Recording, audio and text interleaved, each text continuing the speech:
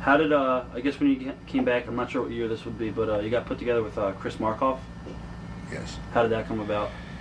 Well, that was after Henning's knee was tore out. Right. They were trying to salvage something out of that combination, and they put me with Markoff, and it worked, but not as well as Henning and Race did. Right. And part of that being that I couldn't stand Markoff. You guys just didn't get along. Well, Chris is really not a bad guy. He just invented the word cheap.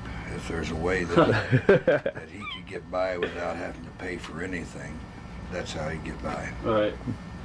And then I think it was maybe 68 you left for NWA? 69. 69?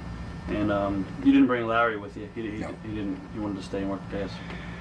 Larry, had not I have left there, I probably would never went on to do what I did. Had Larry have been the type of person that would like to have traveled and get away. Remember that I was telling you about the Australia trip? Right. Went there for 3 months. He lasted 4 weeks and came back.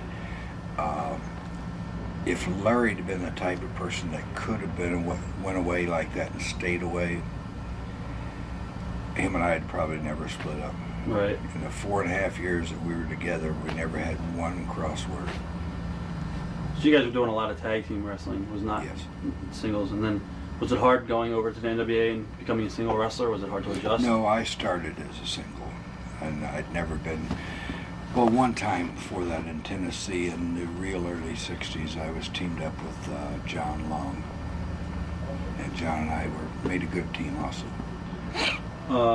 Were you? Well, I guess you weren't nervous about going singles, but how did you wind up in the NWA? As far as how did that come about? Well, the NWA was headquartered out of St. Louis, Right. and had been since early 1900s. So when I came back home to Kansas City, or St. Joe, when I first came back, St. Joe, St. Louis, that whole area kind of worked together, and it was NWA. And from there until Vince in the late 80s, I stayed in the NWA. Right. Who were some of the guys that you liked working with the best over there? In the NWA? Yeah, in the 70s. Either one of the Funks, Jack Briscoe, Backlund was there at that point in time. There was just a whole bunch of great guys around then. Pat O'Connor, Sonny Myers, Omar Atlas, Rufus R. Jones, Danny Little Bear, Bulldog Bob Brown.